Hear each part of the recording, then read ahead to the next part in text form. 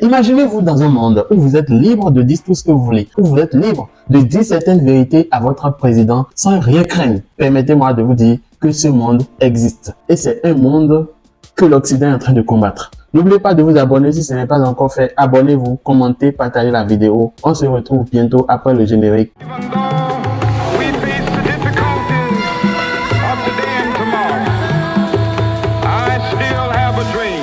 Le révélateur.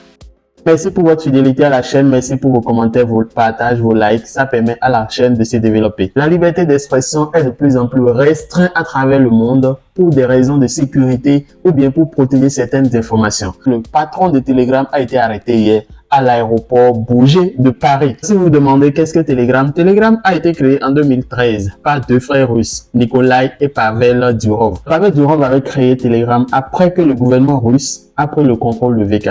Et ceci, dans quelle intention? Dans l'intention de protéger les données personnelles de ses utilisateurs. C'est le réseau le plus sécurisé au monde. C'est un réseau où nous pouvons échanger sur des années, mais un jour je décide de supprimer toute la conversation et de disparaître à jamais. C'est sérieux. C'est un monde où vous pouvez changer d'identité à l'infini et où je peux supprimer un message que vous m'avez envoyé directement sans trace. Ça dit quoi? Je vous envoie un message sur un réseau social, par exemple, quand je supprime sur Facebook ou bien sur WhatsApp, oh mais ce message a été supprimé. Contre toute attente, sur Telegram, le message disparaît et je peux changer mon identité. Cela a permis la prolifération des trafics illicites, de stupéfiants, d'armes, de beaucoup de choses. Beaucoup d'arnaques d'escroquerie se passent sur Telegram. Le PDG de Telegram était menacé en Russie alors qu'il possédait également la nationalité de Dubaï. C'est là qu'il a domicilié d'ailleurs le siège de Telegram. Mais il s'est fait qu'il a été naturalisé français, ce qui suppose qu'il est désormais citoyen français et le gouvernement français ou les autorités françaises peuvent avoir un œil sur ce qu'il fait. Et bien sûr, c'est ce qui l'a conduit, bien sûr,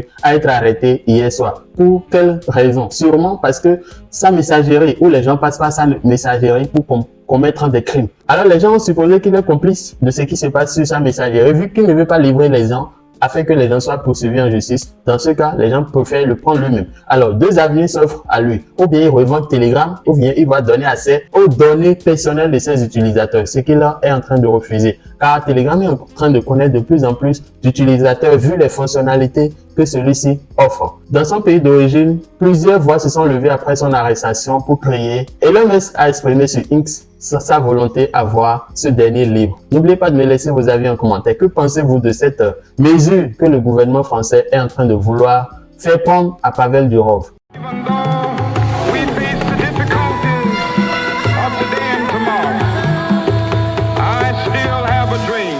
Le révélateur.